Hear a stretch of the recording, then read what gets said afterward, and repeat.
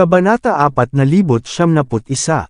Nagpasya si Weston na ganap na labanan si Harvey. Hindi kita pipilitin na ilabas ang regalo mo ngayon.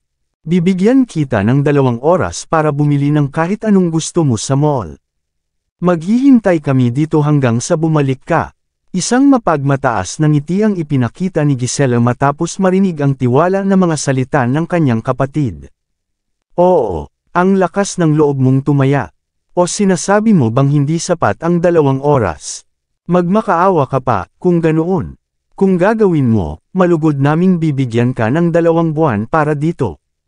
Magkakaroon ka ng oras upang ibenta ang iyong mga bato kung gusto mo.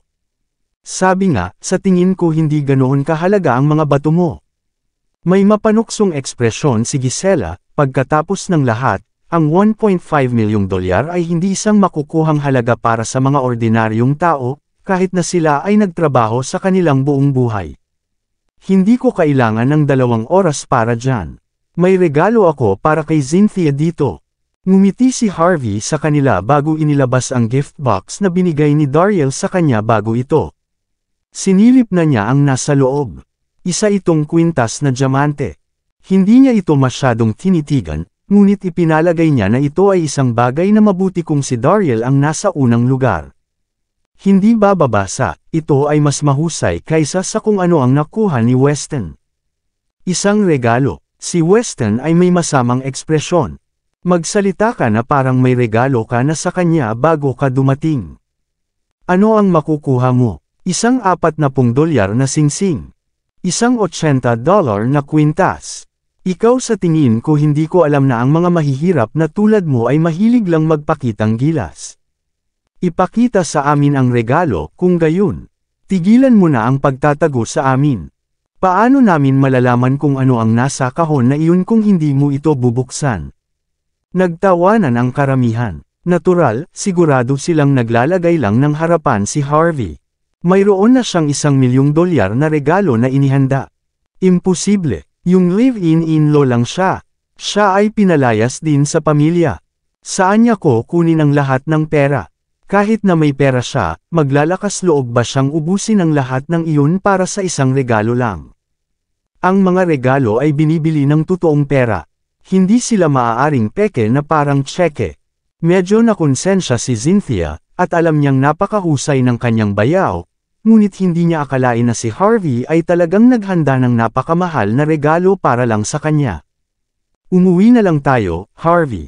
We don't need to spout nonsense with them. Sabi niya, na nakatingin sa mga mata ni Harvey. Hindi niya inisip ang pagkaladkad sa sitwasyon, ngunit hindi niya nais na palaging kinukutya si Harvey. Clack! Gayunpaman, hindi nag-aksaya ng oras si Harvey na buksan ang mukhang eleganteng gift box. Kitang-kita ang mga nakakasilaw na ilaw mula sa loob. So may pinaghandaan ka ba? Nakakahiya naman. Sa paghusga sa iyong pagkakakilanlan, hindi mo maibibigay kay Cynthia ang anumang bagay na kapaki-pakinabang. Saang stall ka? Baka sa mukha ni Gisela ang masamang tingin. Ang mga magagandang babae ay nanggigigil na nagtakip ng mga bibig. Naniwala silang sinusubukan lang ni Harvey na manloko sa puntong ito. Pagkatapos ng lahat, ang isang tulad niya ay hindi makakakuha ng isang bagay na mahal. Gayunpaman binuksan ni Harvey ang kahon, at inihayag kung ano ang nasa loob. Isang kwintas na may hawak na 30 karat na brilyante ang makikita. Ito ay isang maluwalhating tanawin. Kahit na ang mga walang kaalaman tungkol sa alahas ay masasabi na hindi lamang ang brilyante ay napakaganda, ngunit ito rin ay kasing linaw din ng araw. Napakaganda nito. Isang marangyang mukhang kwintas. Hindi pa ako nakakita ng ganito katingkad na brilyante sa buong buhay ko. Nakalimutan ng lahat kung paano mag-react sa puntong ito. Natigilan si Weston nang makita niya ang nasa harapan niya. Siya ay isang makaranasang tao dahil dito, siya ay lubos na bihasa sa mga diamante. Agad niyang masabi na medyo may halaga ang kwintas. Napangiti si Harvey habang sinusuot ang kwintas kay Cynthia. Ang kanyang eleganteng neckline ay akmang-akma sa katangi-tanging brilyante, at parang sinadya na magkasama ang dalawa. Napuno ng kaligayahan si Cynthia, at nagpaikot-ikot sa pwesto. Ang kanyang buong aura ay naging mas dalisay at pino. Nakapantay ng mukha ni Mandy, para siyang prinsesa. Hindi mabilang na mga babae ang napuno ng selos at puot habang nakatingin sa kanya. Sobrang ganda ni Cynthia, napakaganda ng brilyante na iyon. Yung dalawa ang meant to be together. Naging kakilakilabot ang ekspresyon ni Gisela, at nagngangalit ang kanyang mga ngipin. Dapat binili mo ito sa isang stall o kung ano. Kung hindi, bago pa man niya matapos ang kanyang pangungusap, isang babae ang kumuha na ng ilang larawan at hinayla pataas ang isang recognition software sa kanyang telepono. Diyos ko, ito ang Heart of Sky, ang bagong brilyante na kwintas ng Cartier ngayong taon. Bulalas niya, nagulat na tingin sa mukha niya. Ang isa pang mayamang babae mula sa isang pamilya ng mga dalubhasa sa alahas ay humakbang pasulong at kumuha ng ilang sulyap din. Tama iyan. Iyan ang Heart of Sky. Sinasabi na mayroon lamang 108 sa mga ibinebenta sa bansa. Napakahalaga nila. Hey, sinong may pakialam? Ito ay malinaw na hindi kumpara sa Crimson Love ng aking kapatid, gayon paman. Medyo namanhid ang ulo ni Gisela, ngunit gumanti pa rin siya. Kahit na ito ay totoo, walang paraan na ito ay nagkakahalaga ng higit sa $1,000,000. Nagtawanan ang mga babae matapos marinig ang sinabi ni Gisela. $1,000,000? Sa tingin mo ba ay makukuha mo yun ng $1,000,000? Tanga ka ba? Napakahalaga ng Heart of Sky dahil limitado ito. Bukod dito, ang bawat raw materials ay nanggaling mismo sa Dark Island. Ang kadalisayan ng mga brilyante na iyon ay walang kapantay. Ang mga kilalang master ng alahas ay inupahan para putulin din ang mga brilyante na iyon. Mataas ang demand ng mga diamante ngayon. Ang presyo ng pagbebenta nito ay nagkakahalaga lamang ng $1.7 milyon. Ngunit ang mga segunda manong merkado ay nagbebenta nito ng hindi bababa sa $3 milyong. Walang sino man ang may ibinebenta ngayon. Diyos ko! Ganun ba talaga siya kay Amon? Medyo nagulat si Harvey, at hindi niya akalain na bibigyan siya ni Daryl ng ganoon kamahal para lang mamaalimos ng pagpapatawad. Sa paghusga mula dito, medyo maliwanag na si Kyrie ay may makapangyarihang katayuan. Ang mga taong nanlilibak kay Harvey ay napayuko lahat, at ang kanilang mga mukha ay may nakakatakot na ekspresyon. Pagkatapos ng lahat, ang kanilang buong pag-iipon sa buhay ay hindi maihahambing sa kwintas lamang.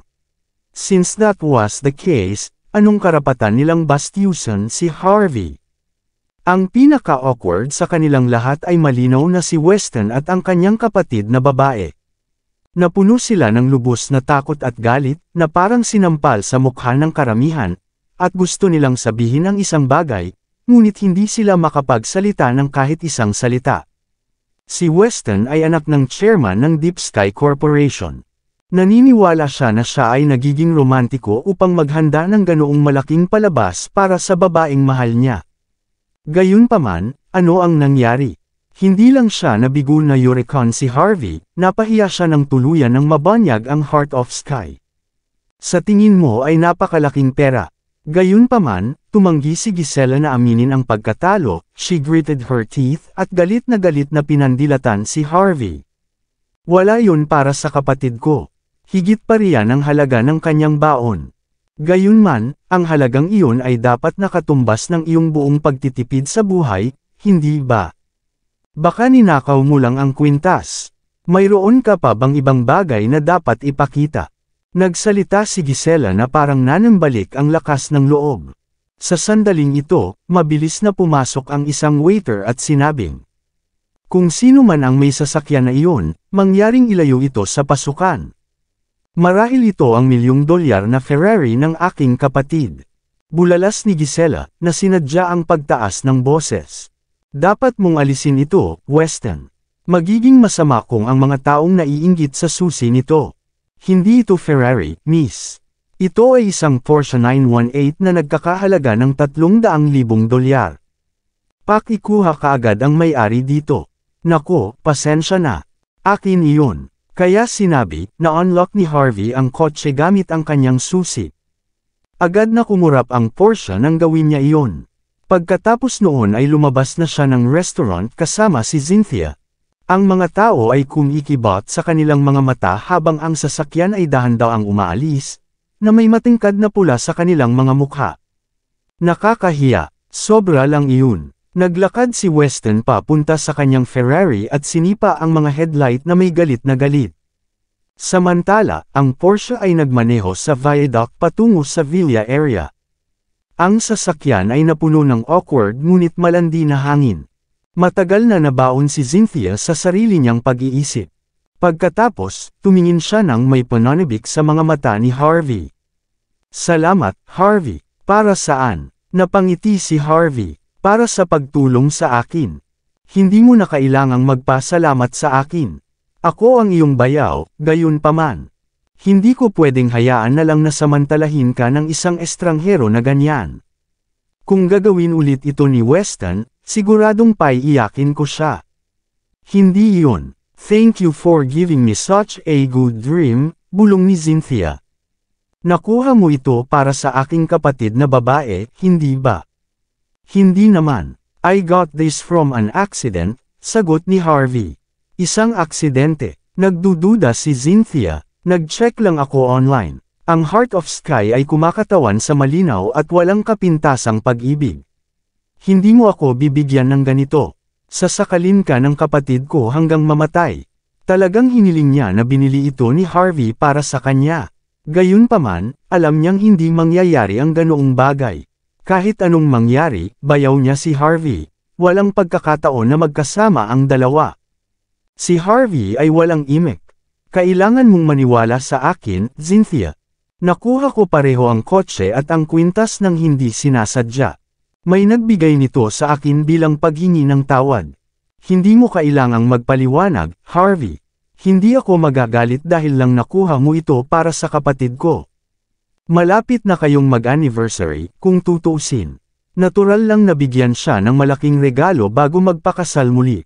Naramdaman ni Cynthia ang pananakit ng ulo niya nang walang dahilan. Hinubad niya ang kwintas bago niya iyon ibinalik sa loob ng kahon at inilagay sa ibabaw ng armrest. Natigilan si Harvey. "Anong ginagawa mo? Anong ibig mong sabihin? Anong ginagawa ko?" Napangisi si Cynthia. "Ibalik mo ito sa kapatid ko. Hihiramin ko ang aking bayaw paminsan-minsan, ngunit hindi ko basta-basta kunin sa aking kapatid ang mga bagay. Mahal na mahal ko ito, ngunit hindi ko kayang saktan ang kapatid ko ng ganito." Nag-alinlangan si Cynthia. Nais niyang binili talaga ni Harvey ang kwintas para sa kanya. Ngunit alam niya na hindi siya ang pangunahing tauhan, siya ay isang batang babae lamang na nagtatago sa anino ng iba. Hindi alam ni Harvey kung ano ang mararamdaman nang makita niya iyon. "Hindi ko na babalikan ang sinabi ko. Ito ay para sa iyo. Hindi rin utol ang kapatid mo. May ibibigay ako sa kanya sa anibersaryo namin." Hindi naniwala si Cynthia kay Harvey. Gusto niyang panatilihing masama ang kwintas, ngunit sinarado pa rin niya ang kahon at nagngangalit ang kanyang mga ngipin. "Ililihim ko ito dahil tinulungan mo ako kasama si Weston. Siguraduhin bigyan ng aking kapatid na babae ng isang malaking sorpresa. Gawin siyang pinakamasayang babae sa buhay." Itinaas ni Cynthia ang kamao niya, bakas sa mukha niya ang pagbabanta. Kabanata 4:95. Habang nasa daan sina Harvey, may nakita siyang kaguluhan at nakita niyang laminggalinga ang babae sa paligid niya bago umiyak sa maluha-luhang boses. "Can someone please help me? Ang aking lolo ay nakulong sa loob." Bakas sa mukha ng matanda ang nakakatakot. Nagsimula na ang steel frame ng Mercedes na tumunog. Masasabi ng lahat na ang tao ay madudurog sa loob sa sandaling maputol ang bakal. Kahit na ang 911 ay hindi makakatulong. Ang mga tao sa paligid ay tumigil sa pagkuha ng litrato matapos marinig ang iyak ng babae, at nadama nila ang labis na pagkakasala tungkol dito. May ilan na gustong tumulong, ngunit nagsimula silang mag-alinlangan bago nagpas siyang manatili. Masasabi ng lahat na ang tao ay mayaman o makapangyarihan, at mabuti sana kung mailigtas nila siya. Ngunit kung hindi nila magagawa, magiging masama ito kapag nadala nila ang kanilang sarili sa sitwasyon. Kriek, isang nakakakilabot na tili ang nagmula sa bakal. Parang anumang oras ay bibigay na ito. Napaungol sa sakit ang matandang nasa loob, at tumutulo ang dugo sa bibig niya. Nagsimulang magpanik ang babae nang makita niya ang tanawin. Lumingalinga siya sa paligid, at nakita niya ang ilang matangkad at malalakas na lalaki sa paligid niya. Pakiusap, tulungan niyo ang lolo ko. Bulalas niya na may luha sa mga mata. Bibigyan kita ng bawat 15,000 dolyar kung gagawin niyo. Hindi, 115,000. Napabuntong hininga ang lahat matapos marinig ang kanyang sinabi. Siya ay isang mayamang babae, pagkatapos ng lahat. Ang sabi, ang kanyang mga salita ay humadlang lamang sa lahat na iligtas ang kanyang lolo. Kung tutusin, walang gustong managot kapag namatay ang lalaking iyon. Kung magkakaroon ng away sa pagitan ng mayayamang pamilya, ang pag-iisang aksyon ay nangangahulugang kamatayan. Kumunot ang noo ni Harvey, saka humakbang pasulong. Anong ginagawa mo, Harvey? Bulong ni Cynthia sabay hila kay Harvey. Sisikapin kong iligtas ang lalaking iyon, sagot niya. Kumunot ang noo ni Cynthia. Hindi naman sa sinusubukan kitang pigilan, ngunit anumang oras ay sasabog na ang sasakyang iyon. Ang lalaking iyon ay ganap na nakulong sa loob. Nasa malubha din siya. Kung masisira mo ang balanse sa pamamagitan ng pagkaladkad sa tao palabas, ang kotse ay madudurog. Kapag nangyari iyon, kahit ikaw, nanginginig si Cynthia. Hindi sa ayaw niyang iligtas ni Harvey ang sinuman, ngunit mas pinapahalagahan niya ito kaysa sa sinumang iba pa. Mabuti naman, magmamadali ako. Alam kong sanay ka, Harvey. Gayunpaman, hindi binitawan ni Cynthia si Harvey. Ngunit masasabi mong malinaw na mayaman at makapangyarihan ang lalaki.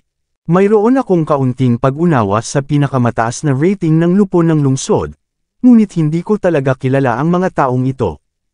Ibig sabihin, dapat sila ay mula sa pinakamisteryosong pamilya sa kanilang lahat. Talagang malalim ang tubig dito. Malalagay ka sa matinding problema kung isasama mo ang iyong sarili. Ikakasal ka na ulit kay ate. Huwag mo nang pahirapan ang sarili mo. Sinubukan ni Cynthia ang lahat para kumbansihin si Harvey. Gayunpaman, tinapik ni Harvey ang ulo ni Cynthia. Huwag kang mag-alala, haharapin ko ang anumang darating sa akin. Hindi ko mabubuhay ang sarili ko kung hindi ko siya ililigtas ngayon.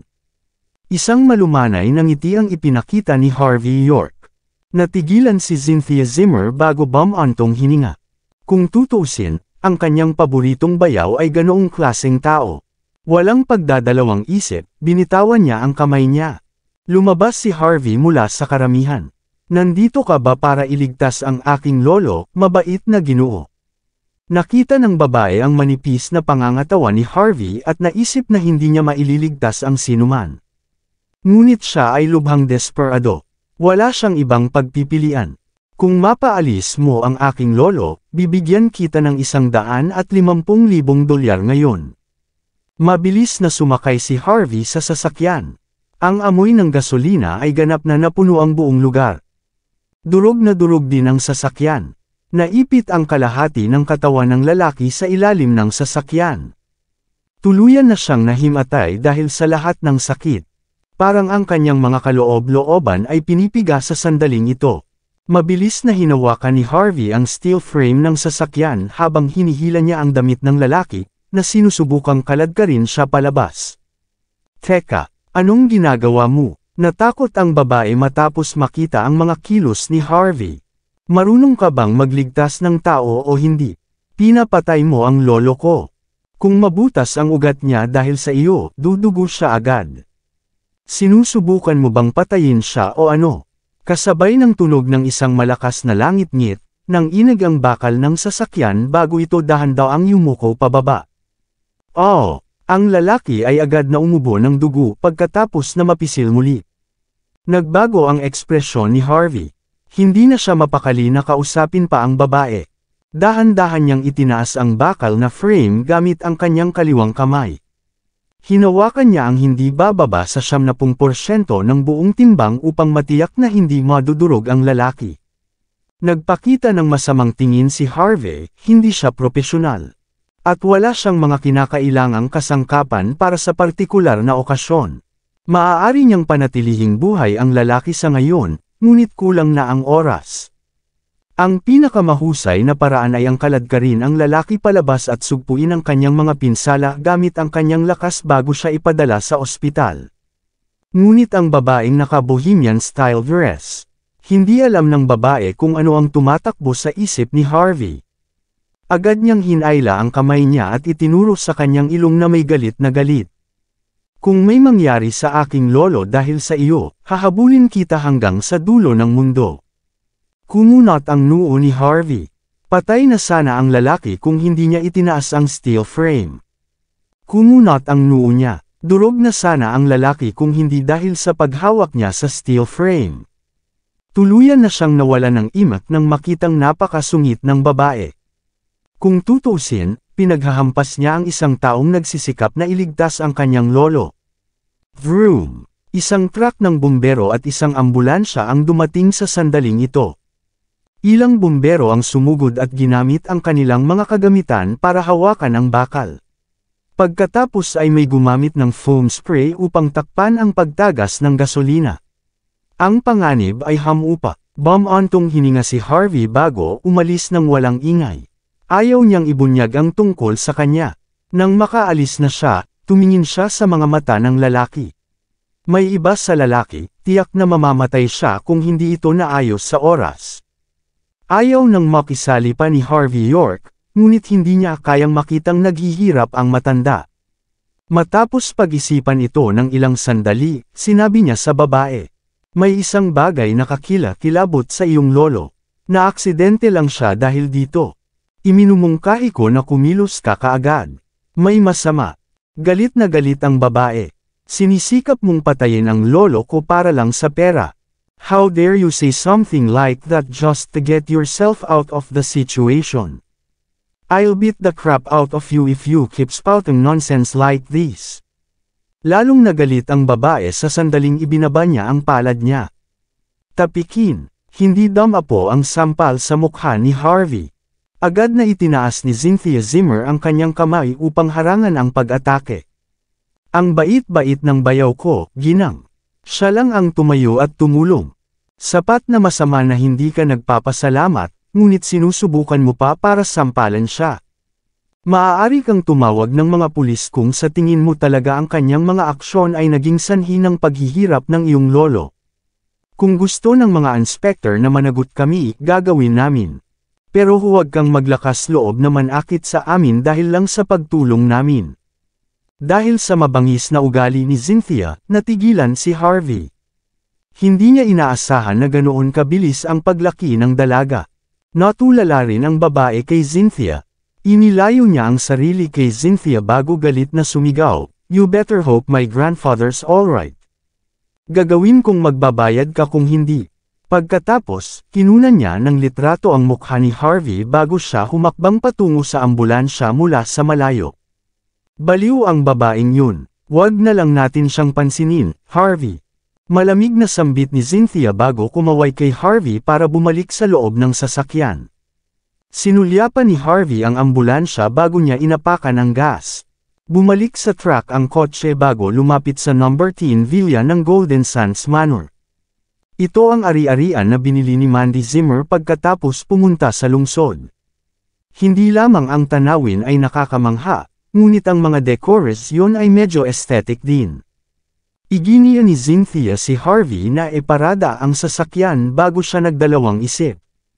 "Harvey, ang aking mga magulang kamakailan ay nakakilala ng maraming tinatawag na mga kaibigan sa lungsod. Ginawa pa ni tatay ang kanyang sarili na isang godson.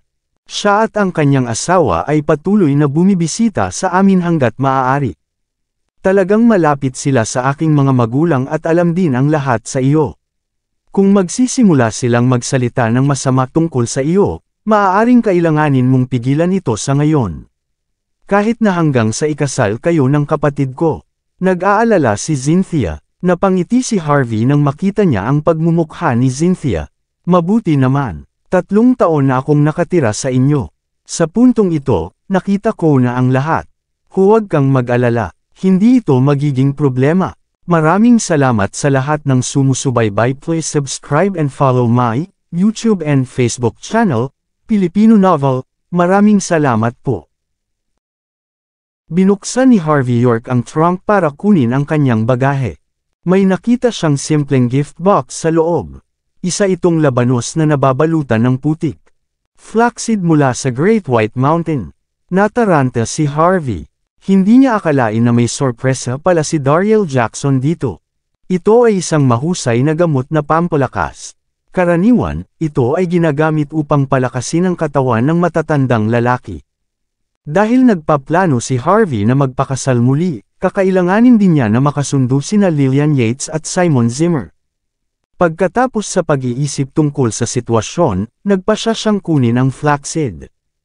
Lumabas si Mandy Zimmer sa villa matapos matanggap ang salita. Natigilan siya matapos makita ang isang plastic bag sa kamay ni Harvey. Ito ay maliit na regalo lang kay inay at itay, sagot ni Harvey. Hindi na siya nag-abalang magpaliwanag pa. Inilabas ni Cynthia Zimmer ang kanyang dila bago siya nadulas matapos makita ang kanyang kapatid. Natigilan si Mandy matapos marinig ang sinabi ni Harvey. Hindi niya inaasahan na may ihahanda pa siya para sa kanilang magulang sa kabila ng kanilang relasyon. Narito ang kanilang inaanak na lalaki at ang kanyang asawa, sabi ni Mandy pagkatapos magmuni-muni sandali. Ang kanilang mga salita ay hindi magandang pakinggan. Subukan mong huwag makipag-away sa kanila. Pagkatapos, inilabas ni Mandy ang isang kahon ng regalo mula sa kanyang sasakyan bago ihatid si Harvey sa villa. 12 ng tao ang nasa loob. Natural, lahat sila ay mga lokal na tycoon. Wala pa rito sina Lillian at Simon, ngunit isang hindi kilalang lalaki at babae ang nakitang namamahala sa buong lugar. Ang mag-asawa ay tila medyo bata pa. Mukhang nasa 20s pa lang sila. Ang lalaki ay may isang tapat na ekspresyon, habang ang babae ay nagpakita ng walang pakialam na tingin. Agad namang sinalubong ng mag-asawa si Mandy matapos itong makitang umaakyat. Saan ka nagpunta, Mandy? Ito ang party ni Ama. Hindi magandang gumala ka ng ganyan. Ikaw ang tunay niyang anak, ngunit kailangan mo ring ilagay ang iyong puso dito. Hindi ba ito ang iyong live-in ex-husband ngayon, di ba? Nabalitaan ko na nagmamakaawa siyang pakasalan ka ulit. Dapat mong iwanan siya habang kaya mo pa. Tama, Harvey. Hindi ka pumunta dito nang walang dala, di ba? Hindi mo susubukan na magbigay ng magandang impresyon sa isang mabuting kapatid na tulad ko sa pamamagitan lamang ng pagtakbo ng iyong bibig. Tama.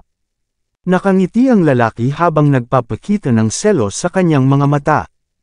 Ang kanyang asawa ay isang magandang babae, ngunit siya ay lubos na mababa kumpara kina Mandy at Cynthia. Sa sobrang inggit niya ay parang uubo na siya ng dugo matapos niyang makitang nagpakita si Harvey kasama ang mga diyosa. Matapos malaman na nakipaghiwalay si Harvey kay Mandy, kasama ang pahintulot ni Lillian, binalak niyang gawin ang lahat na maaaring masira ang kasal. Curious na tumingin si Harvey sa mag-asawa. Ito siguro ang inaanak at ang kanyang asawa na sinasabi ni Mandy.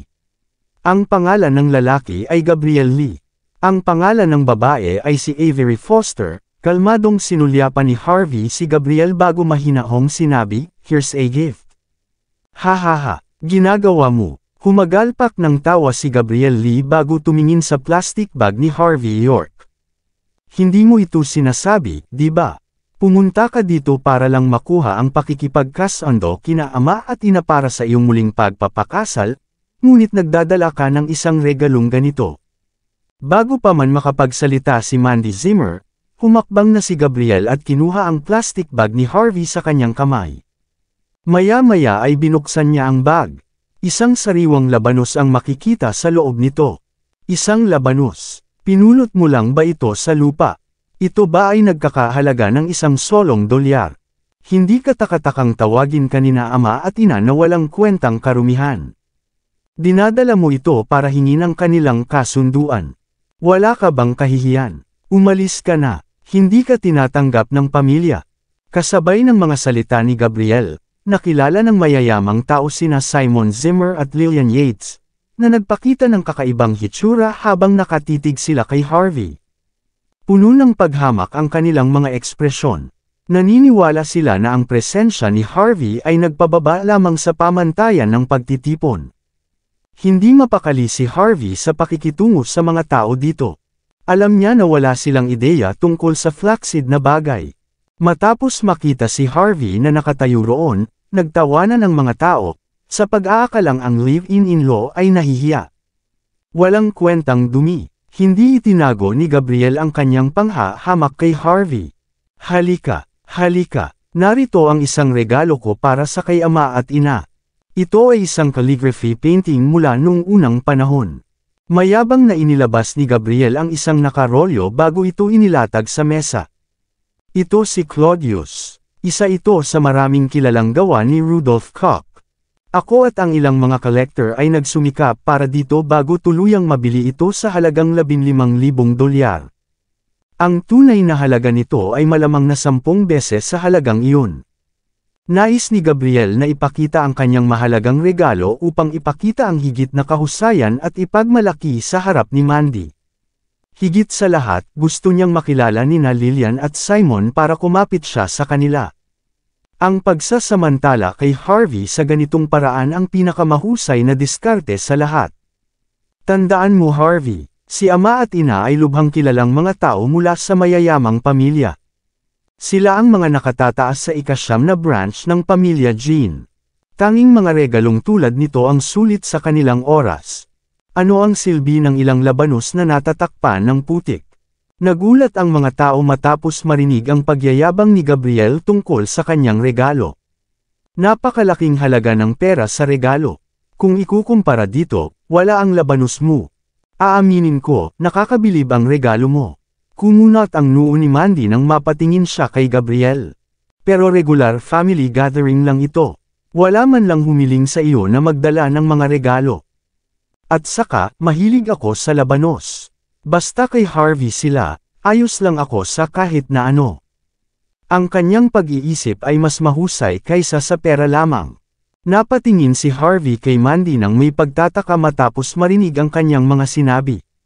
Hindi niya inaasahan na magiging ganito ang kanyang babae na may kinikilingan sa kanya. Biglang sumulpot si Cynthia Zimmer nang wala sa oras. Tama iyan. Hindi kuripot si Harvey. Ito ay malinaw na hindi isang ordinaryong labanus lamang. Ito ay sapat na para sa iyo. You're telling me na hindi lang labanus ito. Isang malamig na tawa ang pinakawalan ni Gabriel. Hindi mo ba naisip na nakakatuwa ka ngayon? Kabanata 4100. Hindi ako ang tunay na anak ni na ama at ina. Isa lang akong godson na walang status. Pero alam kong dapat ako ang nagpapasaya sa kanila kahit gaano pa kahalaga. Hanggat naririnig ko ang kanilang pagtawa, handa akong gugulin ang lahat ng aking naipon sa buhay sa anumang bagay.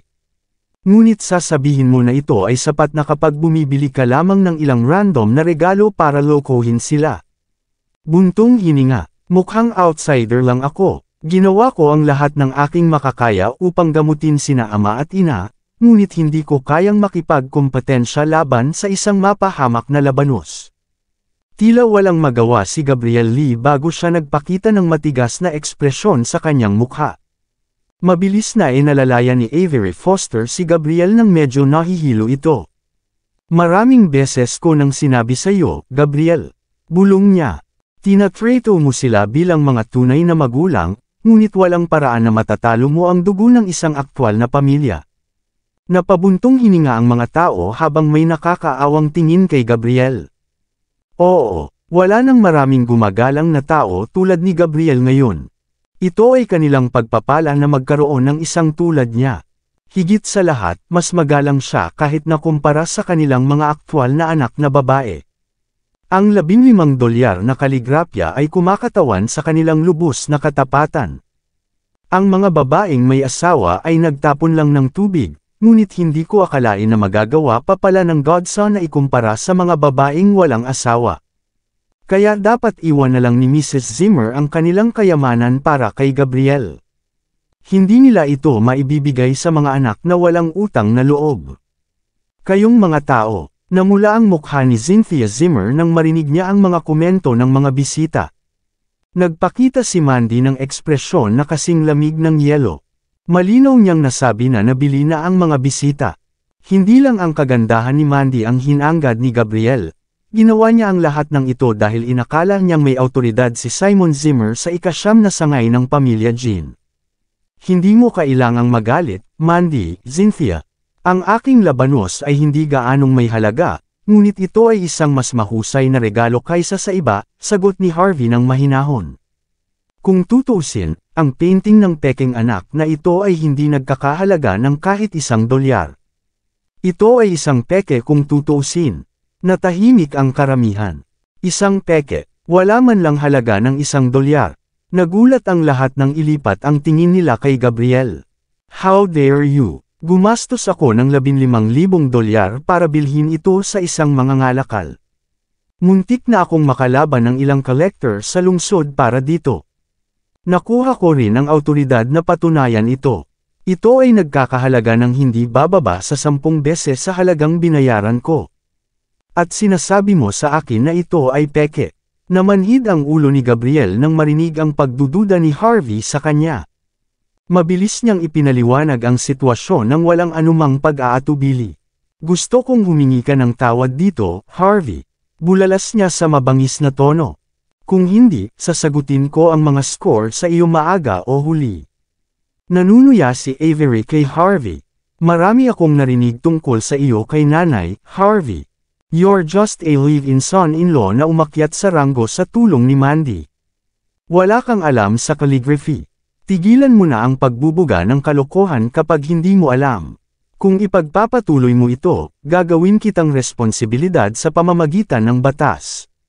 Nagsimulang bumalik sa katinoan ang mga tao matapos marinig ang mga salita ni Avery. Kung tutuusin, muntik na silang maloko ng walang kwentang karumihan. Ang isang manugang na lalaki ay hindi marunong mag-appraise ng ganoon kalalim na mga painting sa calligraphy.